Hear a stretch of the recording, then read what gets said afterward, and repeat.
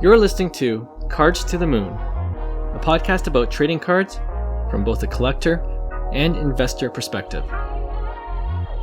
We hope you'll stick around for the ride as we take a deep dive into the state of the hobby, share some hot takes, hopefully some useful advice, and fun stories along the way. Hey guys, welcome back to another episode of Cards to the Moon. This is episode 329, and my name is Clark from 5cardguys.com. And you can also find me on social media at 5cardguys on Instagram, YouTube, and on Facebook. And co-hosting with me today as a guest host is a good friend of the pod. His name is Darrell. You guys probably know him as DC. So Darrell, welcome back to the pod. Oh, thanks so much. I mean, I miss being on here. It feels like it's been a little bit. That's what we were saying, because we just saw each other at the Sport Card Expo, and one of the first things I asked you was like, when are you coming back on the pod? And the timing worked out great a few days later. So anyway, as the guest host, DC will sit in on all the segments we have for today. And we'll begin, as we usually do, with Off the Top. And since DC, you recently set up at the Sport Card Expo, like I just mentioned, here in Toronto, I wanted to ask you if you've noticed sales of Blue Jays cards, our local hometown baseball team, of course, increase in demand at all because of the magical World Series run that we were just on. Definitely was a crazy uptick. Okay. I actually set up a specific case just for Blue Jays stuff. Stuff that might not have moved before, or just because a lot of people had it. I mean, there was a demand for everything, not just Vlad's, right? Somewhat Bo, but the hottest card was Trey Savage. Yes, everyone asking for Trey Savage.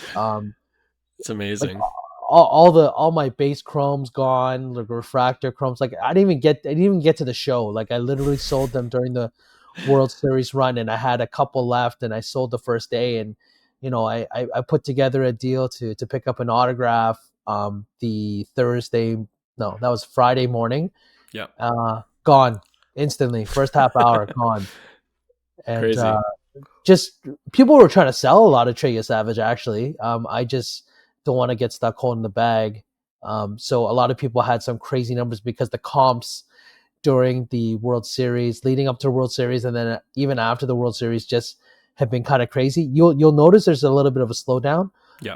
But specifically during that show, that was the hottest card because there's a lot of, I would say new collectors, people that aren't really collectors, just want to get a piece of the action. I mean, of Toronto's hottest new prospect, right? And yeah, he played so well in the playoffs. So yeah, man. A lot of people just trying to grab it. So Trey Savage, Barger was a hot one. Right. I sold a bunch of Ernie Clements, which I went digging into my 2017 Bowman stash, and I found like a bunch of Bowman Chromes, which sold pretty instantly. Namala to a degree. I guess part of the thing is because I had that whole Blue Jays case. It was almost like an upsell. It's like here's this, here's the main cards. Here are some other cards around it. See if you want it. Like I sold a Holiday, a bunch of old J stuff because, kids would come with their parents. The parents are like more old school. So they're like, oh, Jesse Barfield, I'm interested. Right. Devon White. Yeah. Stuff like that. So I definitely sold a lot of Blue Jay stuff. And also not just the stuff in the case, but like I have some shoe boxes outside is all just Blue Jays. Yeah. So people just wanted those, and they're like cheap, but I mean, at any other time, I wouldn't even put some of these things out. It's just kind of capitalizing on the situation. Yeah, I mean, the timing was perfect, right? Because the World Series just ended, and then the Sport Card Expo a couple of weeks later, comes about, and people are looking for Jays cards. And I think we talked about on our last pod with Hyung and John, and we're just saying how so many more people that we've noticed that jumped on the bandwagon. We don't mind bandwagon jumpers, right? Coming on and rooting for our Jays, and now they're looking for cards of their favorite players or the players they've never even heard of even a month or 2 months before, like Addison Barger, like you mentioned, and even Ernie Clement to a certain degree. Yeah. So I think I sold the Andres Jimenez. Bowman first card. I was like, I Yeah, sold some Varsho too. I mean, it's just very interesting. I think what happens is people get caught up in the hype and they see something and they go, oh, maybe I should grab this too, yeah, or maybe I should get this too, or like I'll be, hey, why don't you take this and I'll throw it, whatever it is. But sure. it's definitely nice to clear out a bunch of stuff that's been sitting in some boxes for a long time. Yeah, no, and I want to ask you that, like the most of the cards that you put out, like the Trey Savage and even Ernie Clement, these are guys we ripped from Bowman or Topps product years ago. So you Yeah. just had them sitting around, and you're like, oh, maybe I should look through my boxes to Well, put out. Clement was from 2017, and I that was when I was still ripping like cases of stuff, right? So, Okay. I like I guess I had the foresight back then to separate the Bowman first. Hmm. So I actually had like 40 of these Ernie Clements already in No a bag. way. Okay. So it was ready, and then I found some refractors and stuff like that too. So it was Yeah. actually quite good. Um, but literally one guy, like, I was selling them like, one at a time for, $5 each or whatever. And Hmm. this one guy came and just bought all of them at the end when I brought the No 40. way. So he's like, oh, I'll take whatever you got there. And I go, Yeah. I think I have like 35 of these somewhere. And he said, okay. Uh, but he took them all. He took them all. I just gave him a package deal. He just bought a bunch of J stuff and actually one slab in the Hmm. sub 200 case, and that was great. You see, anyone that complains about our baseball cards just lying around and we got to get rid of them because it's taking up too much space. You just never know when they'll become valuable again. And you know who the perfect example of this is Cal Raleigh. His Yeah. people's 2022 collections, and all of a sudden it's worth a lot more because of the season that he just Oh, had. for sure. Like, I mean, Bowman is like the gift that just keeps on giving. Yeah. Like literally, I will just throw those in a 5 lane, and then Hmm. every year just go back and look, or someone just like, excuse me, has like a breakout season or a breakout time, and Right. you look up, well, when was their Bowman first? And you go, oh, 2017, 2018. I got like Yeah. five or 10 boxes. Let's go look. So, Yeah. Nelson, Velocity Sports. Hmm. There was one time when I was still living in the condo downtown, and I was just trying to clear out stuff in my second bedroom, which was basically like a warehouse because it was all cards. Yeah. I was like, hey, why don't you just like I posted it out in this group, and I was like, okay, whoever's the first person to message me, I will just get rid of all these cards for I think it was like $25, like a 4 lane, and it Yep. was all paper Bowman, so I didn't really care. So he messaged very very quickly, and I go, okay, it's perfect. He'll take it. I'll trade you these four for a case of top loaders. Right. It takes up less space. I need top loaders. Yeah. So he came and took it, and then he left, and he just left them in his car for a little bit, and then at work, like Sundays, he would just go look. So we Hmm. have this ongoing joke because every expo he buys dinner every expo because I've given him so much stuff, like paper. He's like, oh, Wander Franco papers before the scandal and Right. stuff. Right. Bunch of Wander Franco papers. Yeah. Ernie, this time Ernie Clements he found this year with Ernie Clements. I told him, hey, it's 2017. Hmm. I gave you a bunch of that. So he sold a bunch of Ernie. He took some Ernie Clements. He dropped some off in my booth. Like I left and I came back and I saw like 10 Ernie Clements sitting on my showcase. Yeah. And he's like, "Oh, these dropped off for you." He must have had like 100. I took like 10 and I sold them for like $2 a piece, or like throw-ins for whatever, and Yeah. everyone was super happy. But literally every year there is something that he finds in those boxes that he's able to sell, and That's awesome. he's just focused on Jays, so Yeah. he always finds a way to sell that stuff. No, that's awesome, and that's why I love baseball. You never know after another, this upcoming season who the breakout star is going to be, or someone that just seems to come out of nowhere and has Maybe a Luis Robert next year. hey. You got to. That's why we got to. You can't throw away his cards. You know, maybe Yeah, maybe Keston, you could throw away, but not Lewis. I gave a bunch of them away. Well, I didn't. Well, kind of gave them away. I mean, basically, I had like a $5 slab box, Yeah. and it was Keston Hira, Gavin Lux. Uh, what else was in there? Like Yeah. not Austin Meadows, like stupid stuff. But this one guy came and bought it all. Like, I usually have those slab boxes, like, $30, $60 ones I and remember whatever. those. Yeah. And so this one I had a $5 one, and this guy came, he bought all those. Hmm. And then he said, "How much for these?" And I just made a bulk deal, and he took them all. So I had no slab boxes after like 12 o'clock on Friday. Wow. Yeah. So I was like, just let me get out. I don't care what's in there. Like, he didn't even look. I think there's a couple Zion Williams and PSA 10s and Yeah. John Morant's and stuff like that. But honestly, just one less thing to deal with. Focus on the bigger stuff. You know, he might be the smartest guy in the room next year if any of those guys go off, or he might be a repacker. One of those two options, He's right? more he's more of a repacker. He's a guy from the US Okay. for Yeah. sure. Well, there you go. And actually, that's a great segue because for our next segment, I want to kind of touch upon that a little bit. But yeah, let's go there right now. Let's move on to hobby headlines. So last episode, Hyung, John, and I were talking about our recent experience at the Sport Card Expo, especially with how the hobby overall seems to be on a nice uptick. So DC, as a vendor who set up at multiple shows this past year, have you noticed anything different at the shows this year versus even the last couple of years? And before you answer that question, can you remind us which card shows you've been to this past year? So this year started off with Burbank. There's a West Coast. Okay, yeah. So it wasn't at Burbank. The first one is in Anaheim. Mm. Then we went to Dallas. Yeah. Then we went to Fanatics Fest. Then I went to the National. Yes. But we had Expo and then National. Yeah. And then Burbank again. So West Coast Card Show in Anaheim. Mm-hmm. And then Montreal. And then Toronto.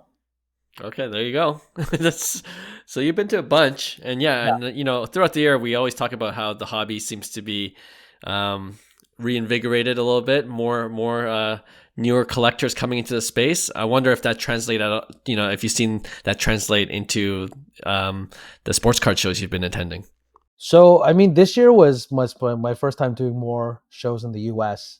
Okay. I mean, it was kind of like a trial run to see if this is sustainable to kind of do something like this. So, try to go to a show once a month, once every couple months. I didn't set up at all the ones in the US. Some of them I just, walk around just to try to acquire stuff. Yeah.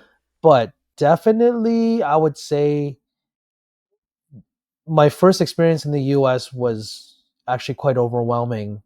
The amount of stuff that kind of happened. I found the shows were, first of all, there's a lot more cards. I felt like there's just a lot more cards. Definitely a lot more baseball, which is like more up my alley anyway. Yes. But the sheer amount of people walking walking around and buying and selling was a lot. So you notice the volume in terms of the people coming Volume to the shows. Big.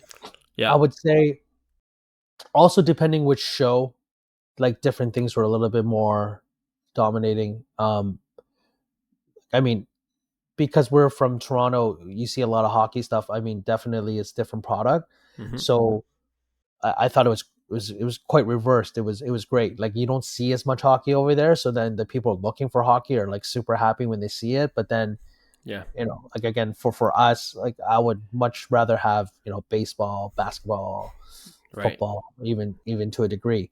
So just being able to see all that stuff was pretty crazy. And the sizes of the shows are, which are local to them, are actually quite large. It's not like our smaller shows here. Like, every week there's like a show, maybe like 30, 40 tables, maybe 50 tables. Yep. Their bi-weekly shows are like 200 tables. Wow. That's like monthly big, shows like 300 tables. Like, it was actually quite crazy. So you got to see a lot of stuff. There's definitely a lot of people there. We found in the US though that if the show was like a Friday, Saturday, Sunday show, that a lot of the times Sunday, a lot of the vendors actually are not there. Oh, really? I don't know if it's because people are traveling and stuff like that, or whatever the situation is, but we found that some people are just not there. So there's empty Um, tables, empty there's booths. there's some empty tables and booths. Got you. Um, which I guess, and it's funny because then you'll see people that are not vendors will Put their set up, stuff on there. Yeah, yeah. which is kind of funny, right? But at the Uh-huh. same time, I mean, as we've noticed, a lot of these impromptu trade things happen, like in the hallway, Mm, uh, definitely in the hotels, like everywhere in the hotels. It yeah, doesn't matter what hotel you're in, even if you're somewhat close to the venue. yeah. I will see a slab case and I'll say, "Hey, what's for sale?" Yeah. Literally trying to take a look and grab some stuff. Sure. Um, I think the other thing this year that was very, very more apparent was repackers, like people that are buying on behalf of repackers themselves, Yeah. stands that are set up, buying stations and stuff like that, because a lot of people in the U.S. sell through Whatnot. Mm-hmm. So, I mean, I'm not as familiar with it. I mean, I've seen some of the things, but Yeah. I've also seen some people auction off stuff like super, super cheap. I don't even understand how they can do it to make money. Like they're taking losses, but then I've also seen stuff go ridiculously high. Mm, So, it's a different type of model. It seems to be working for some people. yeah. Um, but they have a very specific type of niche slab or price range that they need to hit. Right. So I'm glad you brought up repackers because the last time you were on the show, I know it's a few months ago. Yeah. We talked. I feel like we talked about repackers and how it seems to be a growing trend. And even at the show, I said I wanted to talk more about repackers because since that discussion, since that conversation we had, PSA is in the repack game. Like bigger Yeah. companies are. It's not just local dealers. And PSA seems to be taking a big chunk of this repack game. I'm wondering if that had any impact on just repackers in general. So so when we talked last time at the show, I was saying that when we as a dealer are trying to buy something, Yeah, it became a little bit more difficult because what we might typically offer for a purchase yeah, got outbid by a repacker, because a repacker, number one, doesn't have the same expenses as us because they know how to set up right. stuff like that. Just walk around and just try to buy some cards at a higher percentage. Mm-hmm. Now PSA has jumped in the game and it's kind of kicked out some repackers too. I feel like it's like something gets eaten and then something bigger eats it and then even something bigger eats it. So Sure. this is what sort of happened. Um, I mean, that's what I felt happened during the summer. Mm, But this Toronto Expo, it didn't feel like that at all. I mean, there were some US guys that were here yeah. that were repackers. I mean, you can tell because the way they offer on something and go, show me like a real comp, like a recent comp, let's average it out, and this is what I'm going to pay. And they pay like super strong, Yeah. right? As long as there's comps. So, like say for instance, I want to sell like a Juan Soto Bowman First Chrome. So Mm-hmm. that's a pretty popular card, which you'll see a lot of comps. And Yeah. then they'll say, okay, this is what the last few comps are at. I'm going to give you this percentage. Fine. And based on those comps, it's easy to do the math. Mm-hmm. But then if I have like a comp, like a card that is really, really no numbered, that the last comp was like a year ago, Right. even though it's a very, very cool card and I think I could sell it at a premium because like no one else has it and blah blah blah blah blah, the repackers won't buy that card Right. because Yeah. everything for them is like a math number. So, Sure. and I think they're giving it to like whoever they're working with. I know there's a couple guys in Canada that they work with US repackers, so they're just like pretty much buying stuff here to resell over there. Mm. I mean, then there's Arena Club, and then now PSA is basically taking their advantage by not having to compete with anyone except for the person that subbed the card, Yeah. which is, I Yeah. mean, from a business standpoint, is quite smart, but I guess we'll see how that goes. Like, what's going to happen? They're just going to own all the cards. Are Right. they are they going to start destroying them Yeah. to different stores? Like, I'm curious as to what happens there, because how are they selling it? They have to sell within their own marketplace. Are Mm-hmm. they going to have someone? specifically selling them on eBay and stuff like that? Like, I don't know what's happening there. Yeah, no, those are all really good questions. And, we've already seen PSA partner with some other bigger dealers or bigger card stores to sell some of their repack products. So that's one way. But yeah, to your point, I think they probably have other plans as well. Like if they're collecting all these slabs, they got to think of a way to maximize their profit, I guess, with all this inventory they're picking up over the past year. Yeah, unless the market drops for those cards, then what do they do? They start giving us worse grades, so they hold all the 10s. The conflict of interest, eh? Yeah. Well, I mean, this is like definitely there's some conflict of interest here, right? I mean, the way they do it, that's why they own more than one company. They'll just run it under a different, like a subsidiary or something, right? But it's interesting to hear, like when you hear these different changes in the industry, you're wondering what the big picture is. And we can only speculate, but sure. There's obviously some big plan that these guys have hashed out, and in the last, what's it been, 5 years? It's been like this, and you're just starting to see it come to fruition. Yeah, no, I'm really curious to see how everything plays out, and things will continue to evolve, I'm sure. And I was just reflecting on our time when we went to the National this past summer, and I do recall seeing, I'm guessing that they're repackers with their 90% buying at 90% comps or 100% comps even.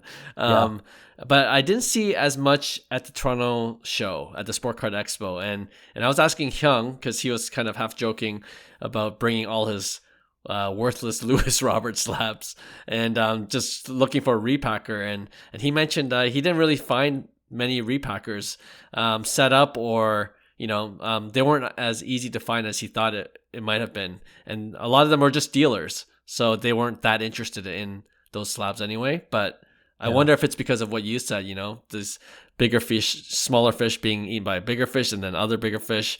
I wonder if that's what's playing out. I think it's also possible that there were less US guys that came because it's the same week as Dallas. Dallas had a show too. Sure. So I know some of our buddies had come here for the first couple of days and went to Dallas. Yeah, that's right. For the second 2 days. So that could be part of it. I guess what's happening in the U.S. right now, and people don't want to bring stuff back, and tariffs and this and that. I think there's a bunch of different things in play. Yep. But definitely there were less repackers. There were still some. I mean, I had these guys come by, and a couple people snapped up some very, very big cards. Just because the comps were there, so it was still good. I mean, I found the show. Actually, this is probably the best Toronto Expo I've ever been at. Oh yeah. Just for the sheer amount of stuff that transacted, trades and stuff like that, but just really, really high quality stuff. Stuff I didn't think, I would maybe sell in Toronto. Like it's like cards that I keep to take to the US specifically. I mean, stuff like that happened, and I was, again, pleasantly surprised. Like I mean, I feel I'm always busy at these shows, but this show was particularly very good. Yeah, no, I'm even as just like a regular attendee, regular guest, we got those vibes too, and we got to the Friday show at 11, my buddy and I. Yeah. And John came like maybe 10, 15 minutes later, and we were joking, or he was joking that he parked halfway across the world just to find a spot. Oh yeah. So even we as dealers, like when you come, if you don't show up at a certain time, you're parking very far. And there's multiple shows happening at that. That's true. At the International Center. I mean, the last 2 days I got there at 7:45. Just to get a decent spot, especially on the last day. You have to go there early just so that, because when move out happens, it's like a real pain in the ass if you're like super far. And it was snowing. Oh yeah, that's right. Yeah. See, people at the Dallas Card Show, they don't need to worry about that. But in November in Toronto, that's another thing we have to think about. Same thing with LA. It's not like you're worried about snow happening. Right. Yeah. You brought an interesting point with the Dallas Card Show happening the same time as the Sport Card Expo. And I think one of the things I noticed this past year is that there's just more card shows in general. You got all the big ones, of course, and even the bigger ones are adding more dates, but then you got your regional ones and your local ones. Yeah. Do you think that the hobby can sustain all these card shows at once? Do you think it's just a reflection of like we're on a peak, like we're going towards a peak, and that's just a result of seeing all these new card shows? Do you think it's sustainable? So in Toronto specifically, I feel that the number of shows happening at the same time, these smaller shows at least, there's too many of them, and it's Mm, actually watering down the quality, so to speak. okay. Now, to be fair, a lot of these Toronto shows that I've been to as of late, that is not the expo, have been more TCG focused. Yes. So, like so when I go into a show and I see all this TCG stuff, I'm pretty much bypassing that anyway. So when I see some sports, Yeah. I'm gonna pay attention there. But then if there's only like say 10% of the show is sports, Yeah. then I'm obviously not going to be there very long, right? And then a lot of the bigger dealers that have bigger stuff Hmm. generally won't be doing those shows. Right. So, you know, I guess it all always depends. Now, for a person that's just joining the hobby and they want to go take a look at stuff and like, the the value that they're trying to hit is a little bit different than, what some of us are doing, Yeah. then the more the merrier. They're going to see more stuff. Except again, when it comes to TCG, maybe they're seeing all the same stuff. It's just a matter of what the pricing is like. Hmm. I know, for instance, there was one weekend. I passed by a show just because it's around Markham, right? So I was like, I'll just pass by and see if I happen to hit something, right? And at the same time, there was another show that was happening in Ajax or something, and there was another show happening in Vaughan at the same time. Right. So three shows in the same weekend, and you see the same. It's not that you don't see. Well, I'm sure you see some new people, but there's a lot of the same people that might go to each show and whatever. Oh, really? So yeah. Huh. So in sports anyway, I mean, a lot of the sports guys, I feel like I know most of the sports people, and or they probably know me too, Yeah. just because of the kind of stuff that we have in our cases. So a lot of people just say, "Hey, are you going to set up the show?" I go, "No, I don't need to set up the show. If you want something, just come find me. I don't need to Sure. set up." Just Yeah. because I think to me it's more of a waste of time, because it's not the same sort of market that I'm trying to hit anyway. I don't think there's a lot of people buying a $10,000 card in a like a weekend show. Yes. Yeah. Fair enough. And you're right about the TCG. Like, I think in some ways the number of card shows that we see is kind of a barometer of what how hot the hobby is, right? Yeah, So and we all know that's why we have Roy and Will once a month, because Pokemon cards are still super hot, and it might be slowing down, but we could sense how hot it is by just literally every weekend there's a TCG show somewhere, right? yeah. And a buddy of mine just asked me if I was going to a Stouffville show, and I'm like, no, probably not. But it was interesting that there is a show in Stouffville I've now. actually been to the Stova show. Oh, Is have that you? the one in Okay. the community center? Yes. And I They hear have it's some. a pretty sizable show in Stouffville. What's sizable? I don't think it's sizable. I mean, I feel For someone that lives in Stouffville, it's sizable. it's it's like a gymnasium. And inside Yeah, the but gymnasium, it's like maybe, let's see, maybe 30 tables. that's it, eh? I guess it's relative. I guess when you go in thinking there's only 10 tables and you see 30, that's 3x what you were That is true. yeah, And I initially guess they're expecting. capturing the crowd of people that are, at the community center, like in the neighborhood, like Yeah, people local, going local. swimming and stuff like that. It's local. I mean, Yes. it's fine. But Just not for me. sure. I've tried. Honestly, sometimes I feel like I can find a diamond in the rough, and a couple times I have, Yeah, but yeah, few and that's far between. that's fair. Another question I want to ask you. So over the past year with the uptick in the hobby, have you noticed anything that's really selling really well, and then maybe other cards that have kind of died down? So Otani is always good. Of course. Um, this year Yamamoto like Mm, did really well. I mean, like obviously a lot of this stuff is in the past month just because of World Series and right, right. stuff like that. Vlad picked up a bit. I mean, even though they didn't win, Hmm. and I know we're in Toronto, but I picked up a gold Vlad at the show. Topps You Chrome. I know, saw that. Yeah. yeah. So I felt pretty good about that. Specific players. I mean, Wemby has Oh, gone off like yeah. the rails is crazy. I mean, like Yes. doubling up since the season started. I mean, I think some people had some worries about, the injury, how he come back after injury. It doesn't look like there's any. He looks bigger, and he grew Yeah, up apparently a couple of inches. yeah, which is crazy. Yeah. Just to give you an example, I had acquired a red Wemby Prism when I was in LA, the Hmm. last show. I I bought that card. I got it in a lot, but I mean, I think it was like maybe 2,700 or 2,500 US Yeah. at the time, and I bought it. I got it for like 2K. Hmm. So I sold it like literally 20 minutes after I got it for 2,500. Okay. And it's 5,000 now. Yes, that's crazy. That's Yeah, crazy, man. yeah. And So yeah, like we were talking about Wemby being like the next Otani when it yeah, comes to, like it's expensive now, but I could see a scenario where it's going to even be more expensive next year. it's quite possible. I mean, if you look at Otani, every time I get one, and if I sell it or I trade it away, Yeah. literally the next time I try to replace it, try to get the same one, it's doubled. It's already doubled. Yeah, that's nuts.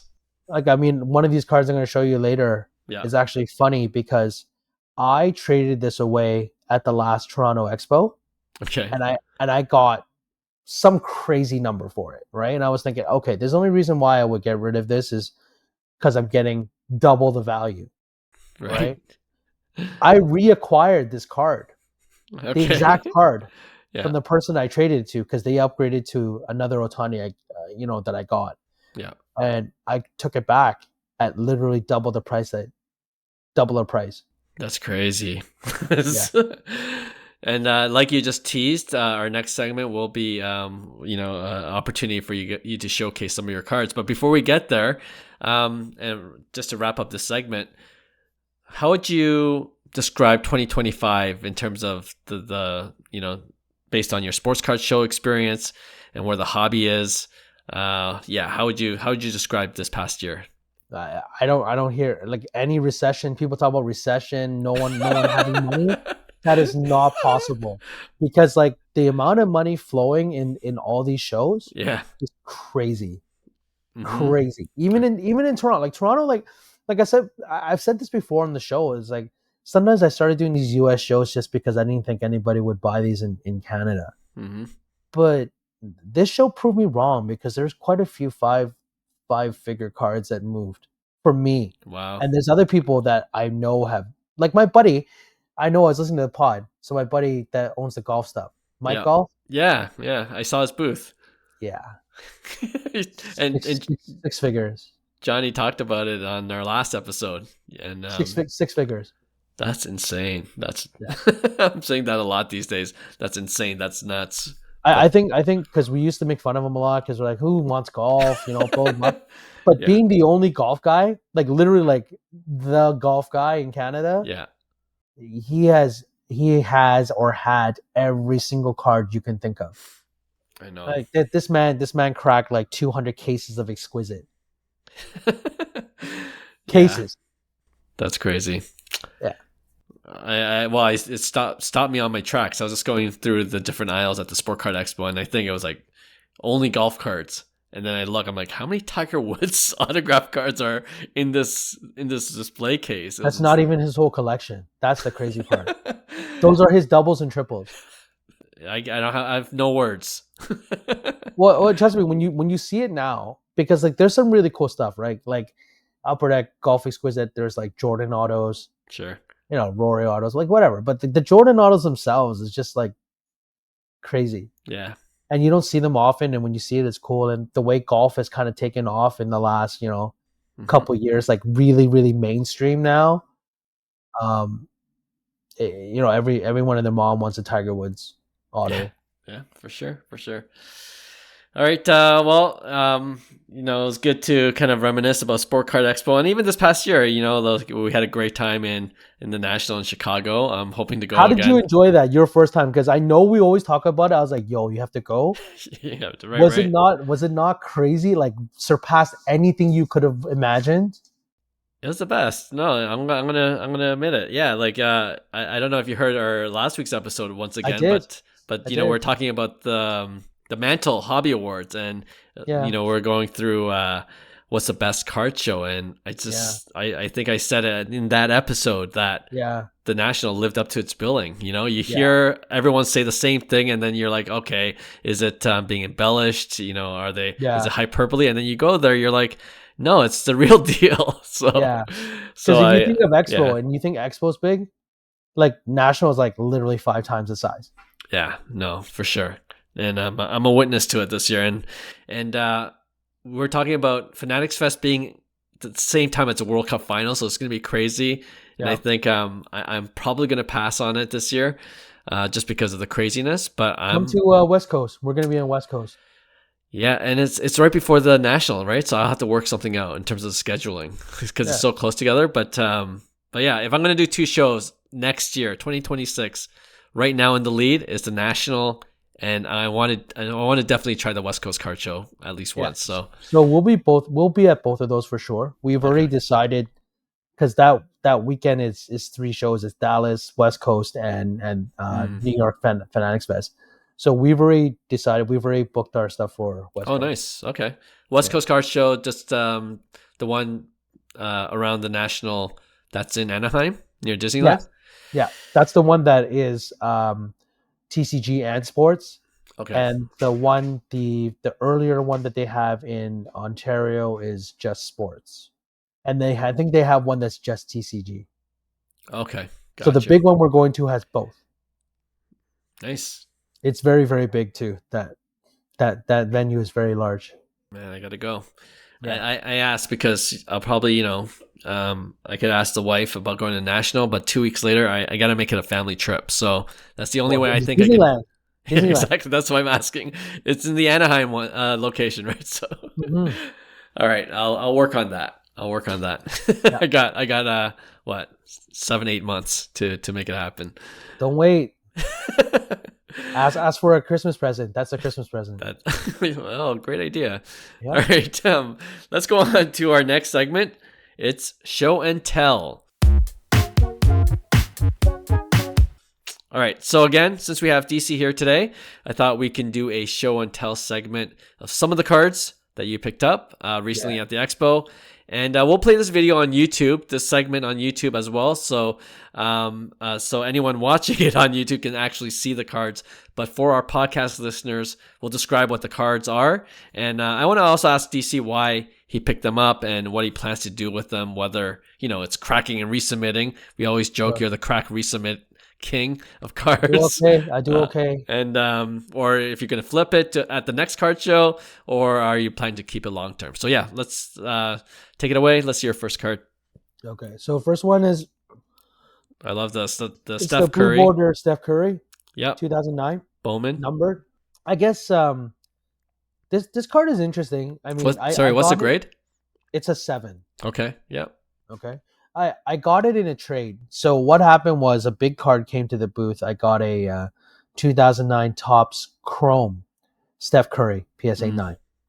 So I bought it. It was a big card. Yes. My idea was to take it and trade it in the US, maybe sell in the US. But some guy came who was a person that I met in Montreal. And it's funny, this is one thing, you can never judge a book by its cover, because every time we've spoken, never been a card over like $500 we discussed.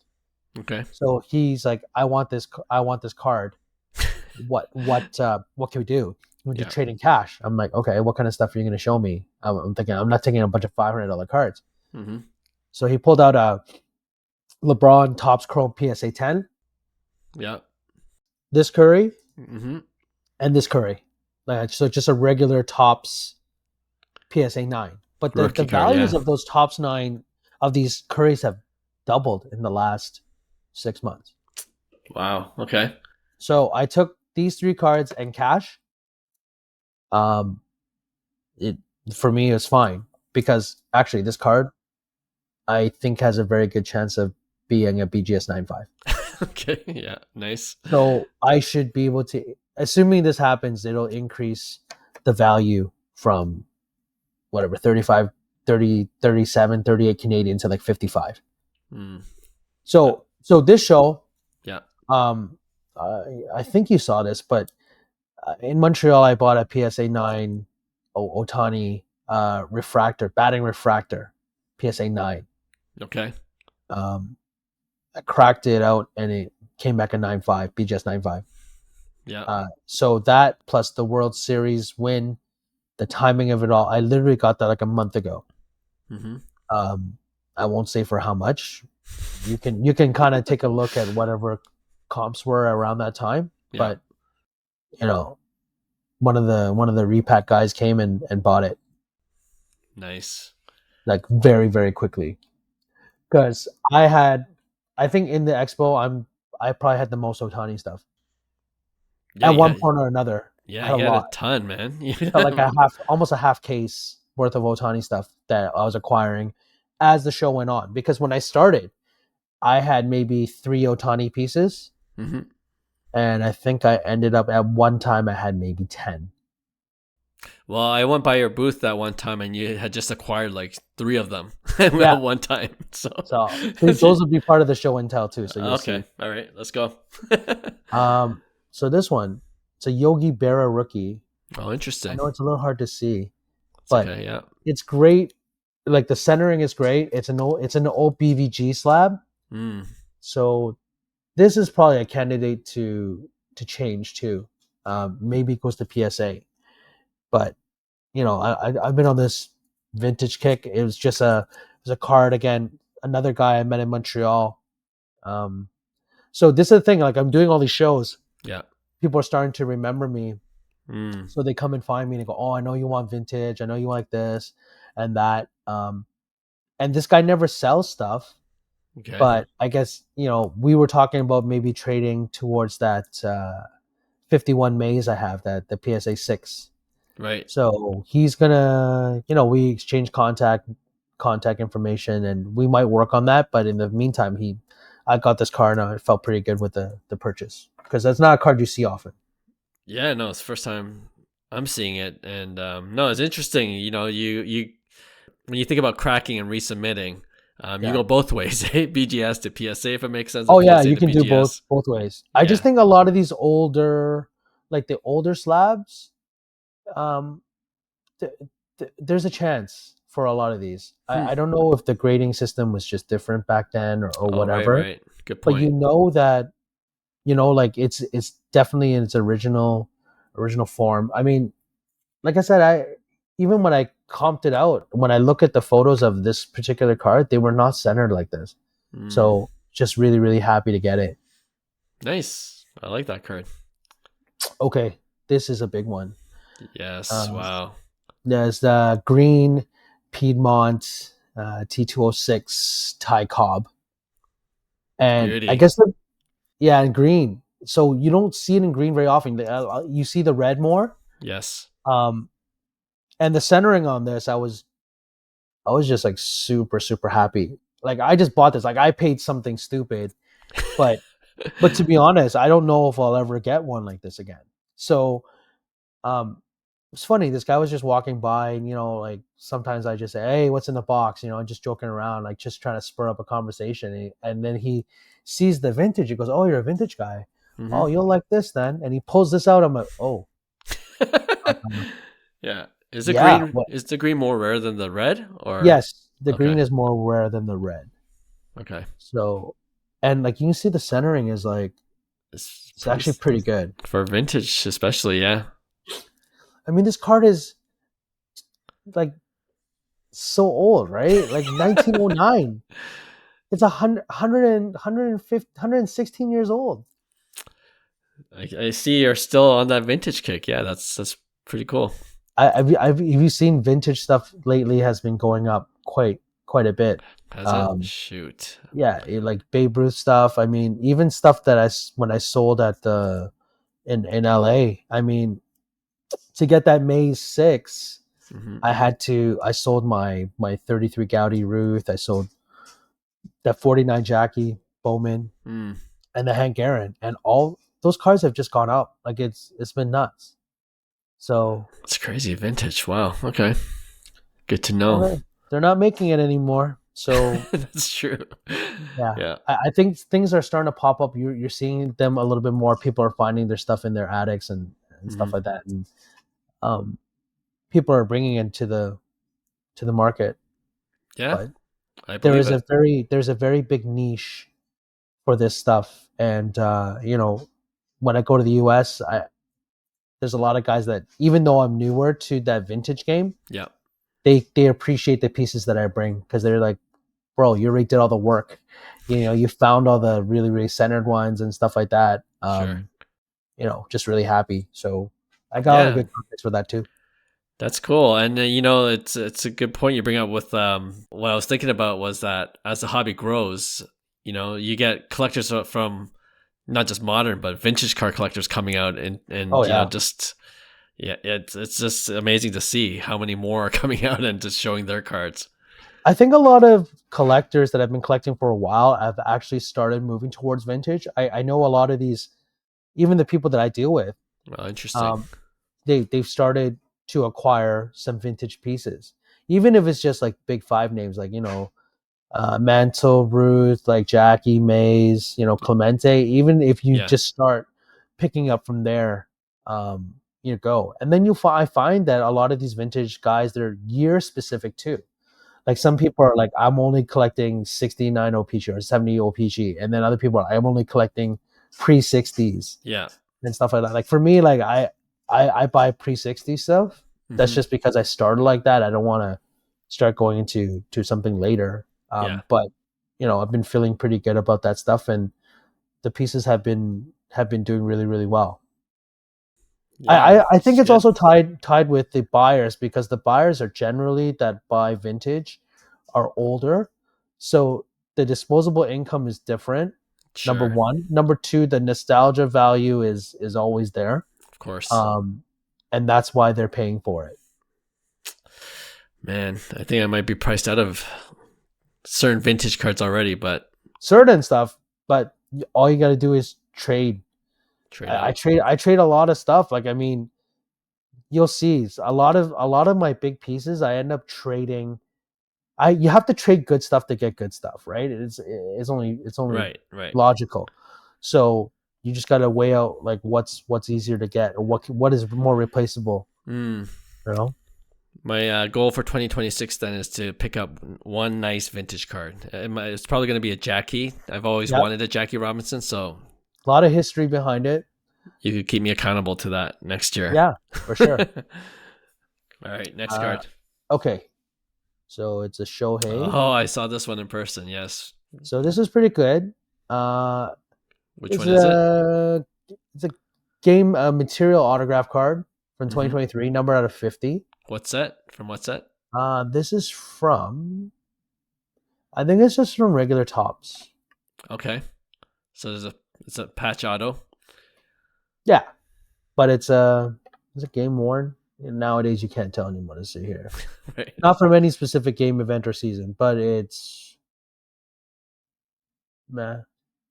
It says game use memorabilia on it, Okay. which is great because any Otani stuff is good. Hmm. But I think the reason why I like this one is because I have this one too. So I have two of them. And you got it from the same guy, right? I bought it from the same guy. Yeah. Um, you know, Sometimes when people come and they're like, who would want this? DC would want those. I go, who's DC? And they bring him over, and then I start talking to him, Yeah. and then we do a deal, we build some rapport, do the deal, and Hmm. he's the guy I bought the Steph Curry Topps Chrome from, because the next day he brought me more stuff. Oh, nice. Yeah, yeah. So it's super happy about that. We'll keep in contact and we'll do some other things together for sure. I'm seeing like a general pattern here. With you doing more shows, you're just running into more people and making more relationships, and it leads to sales. I think that's what it is. Yeah, Generally speaking, a lot of it is relationship building. If you have a good experience with somebody, yeah, you're gonna remember them and you want to deal with them again. So even this show, there was a couple guys from the States that, well, he at first he didn't recognize me, but then he remembered my voice, and I go, we met in Dallas. We met in Dallas because he was talking about Clemente and his dad and stuff like this, and then we started talking, and he goes, yeah, we didn't get a deal done at that time, but mm, we remember each other, and like this is stuff that we can end up doing. that's cool. So, I thought it was really cool. Yeah, for sure. Okay, Another Otani. on card original auto luminaries out of what? Out of 10? Out of 15? But look at Hmm. that patch. Yeah, 3. Is it triple patch? Yeah. Well, it's It's one patch under 3 different things, but I think it's one patch. Oh, I see. Still, it's sick. It's like 1, 2, 3, 4 colors. But the Multicolor most patch importantly is the on card original auto. signature. And the On card original. and Yeah, yeah. original signature. Yes. So this was one of the cards I traded. So that Topps mini rookie auto that I got in Burbank, Yep. I traded that to the guy that I gave him this last year. Okay. So this is 2019 Topps Chrome Cup auto, Gold but Cup. Yeah. it's a 1010. So the pop on this is super low, Yeah. but on the 1010 I think it's only 2 because some of these PSA 10s the auto is off the sticker or it's just crap. Right. So this one I didn't really want to give away last year, but because I got such a good deal, I couldn't say no, and now I got it back. The exact card. Did you? Is the exact This is the one? exact card. I got it from the same guy. Oh, I I got it back, see. right? Yeah. And this was the other one I got with it. Plus, I got a jack, like a 50, 55 Jackie or a 56 Jack. No, 55 Jackie. Hmm. And an Aaron Judge rookie auto. Um, some cash, some other stuff.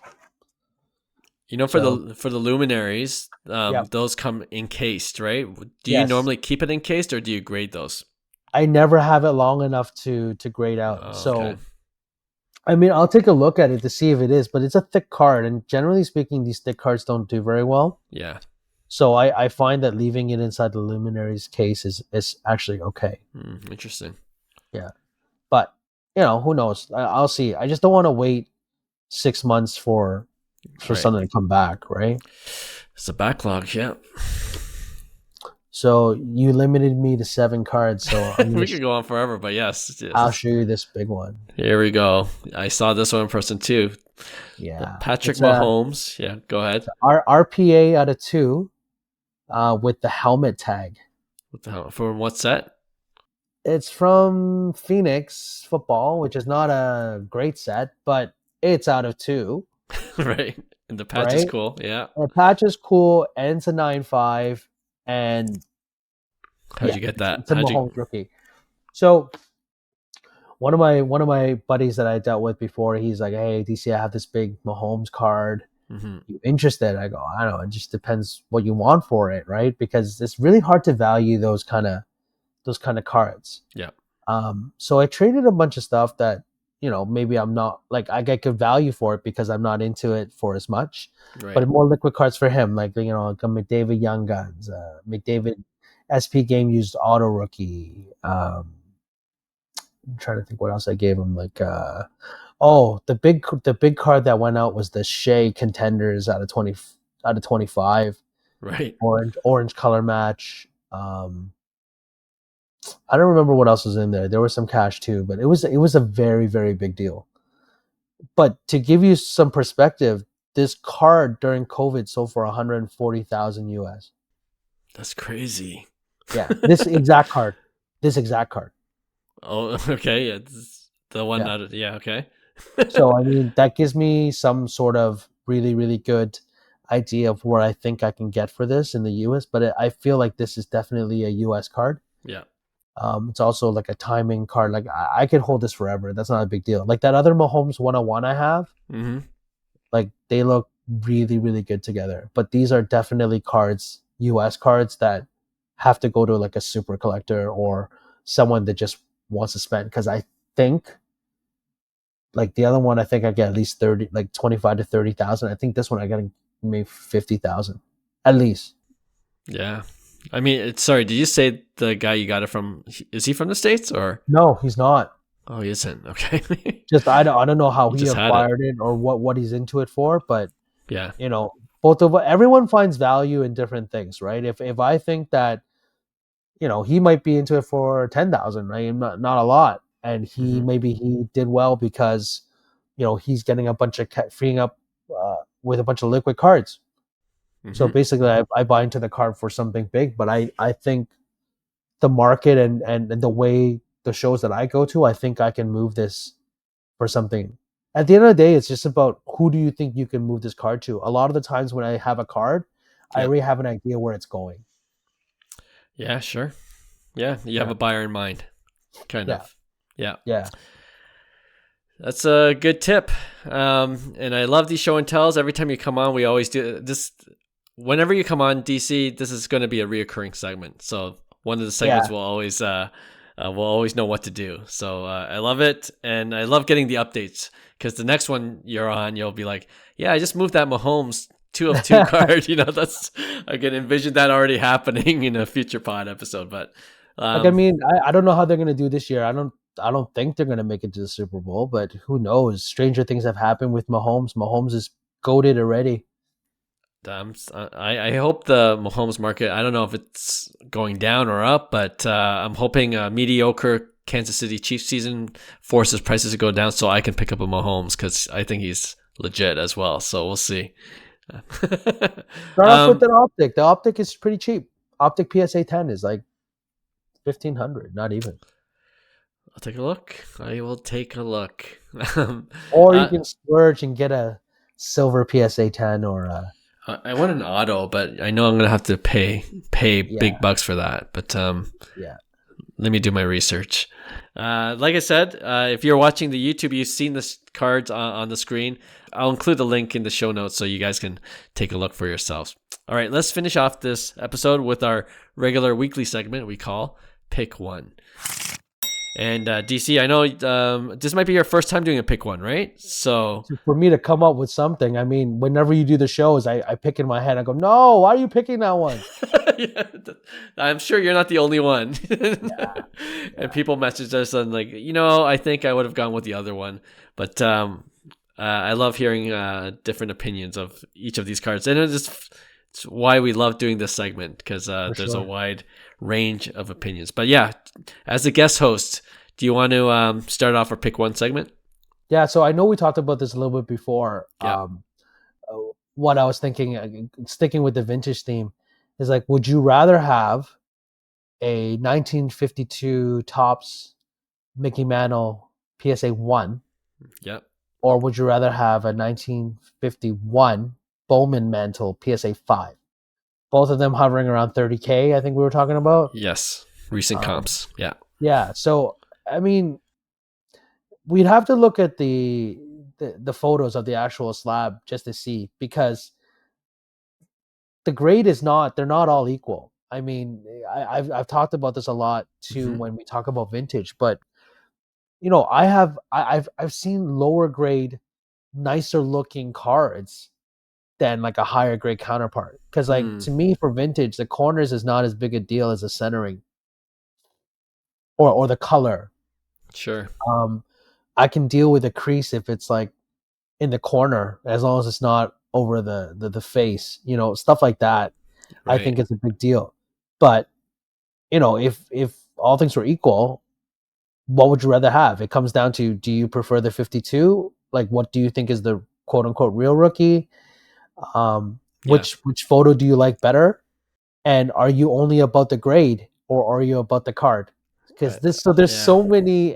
so many angles to this question. That's what makes Uh, it hard. Yeah. yeah, Man, I when you kind of mentioned this pick one before we start recording.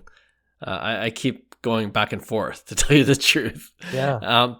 In terms of the card, the image, I prefer the 1952 tops. It's way more iconic for me. Yeah. But I think there's like a threshold that's got to cross in terms of grade. Like Right. a PSA 1, and to your point, some PSA 1s are better than other PSA 1s, right? Yep. So that Yep. matters. But it's PSA 1 for a reason. So it's got to be in pretty rough shape, right? Mm-hmm. And the PSA 5 for obviously it's not going to be gem mint, but for vintage it looks pretty good, like a PSA 5 and up, right? 5 is usually very, very good for vintage. Yeah, it's relative that way. So I had the luxury of looking at the cards because I was looking at the comps, but I think looking at the cards, the appeal of how clean it is and what the grades are, I'm actually going to go for the 1951 Bowman PSA 5. Oh. And I like it that I can say I have the actual real rookie. Okay? Yeah, the real rookie. The real Okay. rookie, all right? This opens up a debate again later if you want to start talking about Jordans. That's true, with the star and the Star, flare. flare. Yeah. So that's what I'm going with. I'm curious to see what you're going to choose.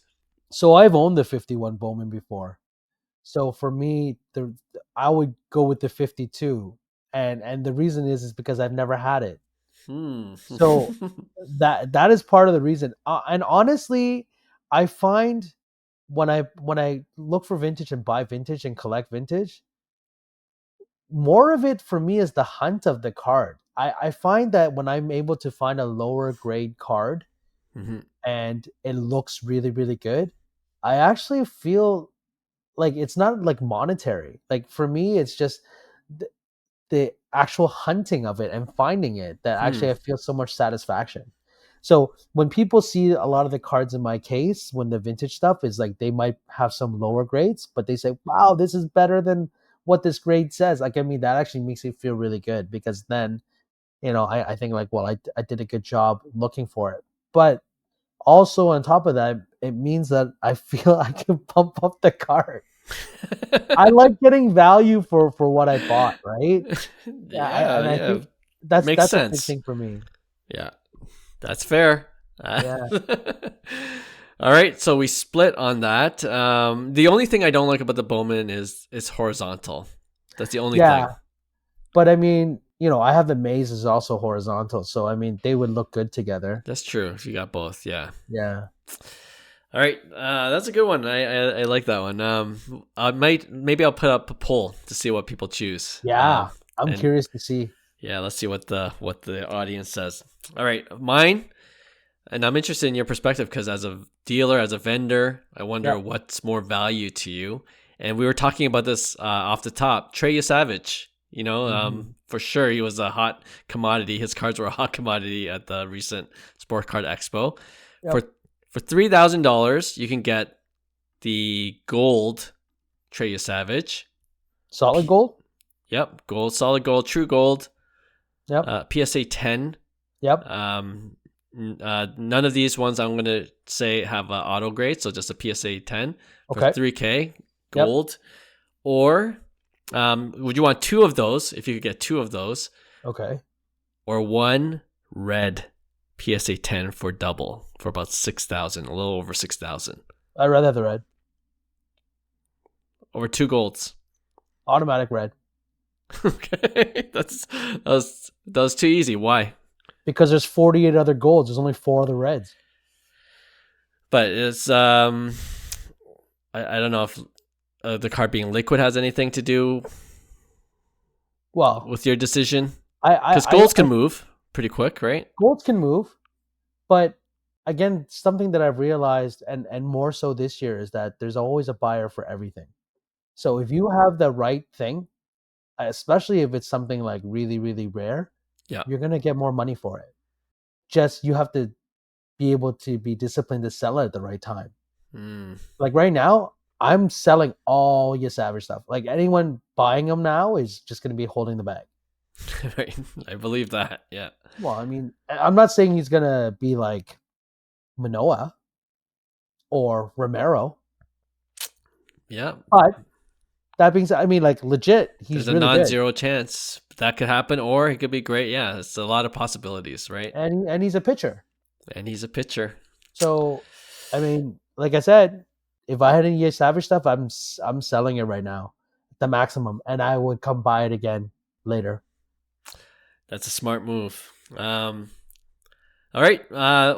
For me, it's easy. I'm getting the red as well, but I thought it would be more interesting, like from a vendor perspective. But yeah, no, it's a good point that there's a buyer for everything. You might just have to wait a bit longer to get rid of the red. It is possible, but I think right now, if you like, especially in Toronto, yeah, there was probably someone that would have bought that red right away. I mean, the golds are good too, but you have to sell 2 items instead of 1. That's true. Let alone the same one. Yes. All right. I'll think of a harder one next time you're on the pod. You know what I think of? I think of Pokemon, Mario, and whatever. Yeah. And how instantly we just answered that question. And you were just really so surprised and actually quite upset that we did it so quickly. I didn't know you guys love Mario Pikachu that much. I underestimated that love for Mario Pikachu. I think everyone just loves Mario. If you had to choose between Mario and Luigi, I know. You know, it sucks, but it sucks for Luigi. But I feel bad for Luigi. No Luigi love. No hobby love for Luigi. Someone should make a movie, and I always talked about this. If I was ever a director, I would want to film from the view of the second fiddle guy. That'd be cool. Yeah, that'd be different. Like in this case, like what goes through Luigi's head when Mario always gets all the action? Right? That's true. Yeah. Or, you know, like say, you know, James Marsden. Yeah, the actor. He's the guy in like every movie that he either dies or he loses the girl. Yeah. Like he always loses the girl to someone else. Mm-hmm. I would want to shoot a movie about what's going through James Marsden's head, because he's typecast. He's typecast as the guy that always loses the girl. Yeah, I know James Marsden. He's played the lead guy a couple times. He's played, you know. I'll give it to you that he's usually the guy who is the douchebag, or you know what I mean, like then. Or yeah, and is can't compete with the main character, but. Just interesting, right? I like that idea. I like it. You should do a movie on that. James Marsden movie. New business. James Marsden is Luigi. Oh, there you go. I love that crossover. That would be it. That would be the one. I think we should end the show right there. I don't think we can top that. James Marsden as Luigi. But DC, always a pleasure. Love that you can always come on the show when I ask. And love that you're a fan of the pod. You've been mentioning that several times, so appreciate you, man. I listen to it every time. I get in the car on Tuesdays, and every other Friday I put it on. I love it, and we'll definitely have you back on for sure.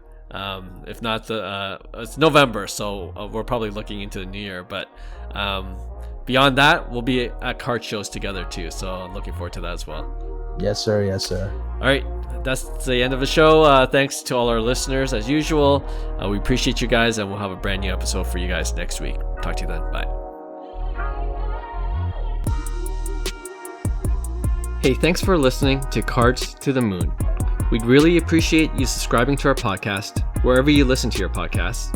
And you can also connect with each of us on Instagram at 5cardguys, or you can follow Hyung at Integrity Sports Cards, or John at TradeU at Recess. You can also check us out at 5cardguys.com. Thanks again, and hope to connect soon.